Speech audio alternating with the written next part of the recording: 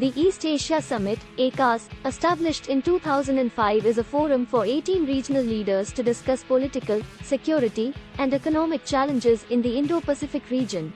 The concept of an East Asia grouping was first promoted in 1991 by Malaysian Prime Minister Mahathir bin Mohamad. It comprises the 10 member states of the ASEAN, Association of Southeast Asian Nations, which are Brunei, Cambodia, Indonesia, Laos, Malaysia, Myanmar, the Philippines, Singapore, Thailand, and Vietnam, along with 8 other countries, namely Australia, China, Japan, India, New Zealand, the Republic of Korea, Russia, and the USA.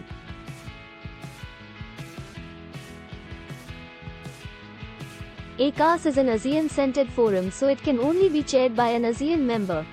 The ACAS focuses on 6 priority areas: environment and energy, education, finance, global health issues, natural disaster management, and ASEAN connectivity.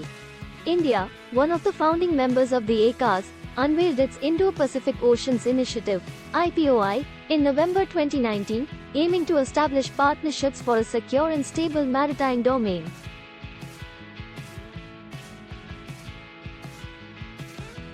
Thanks for watching.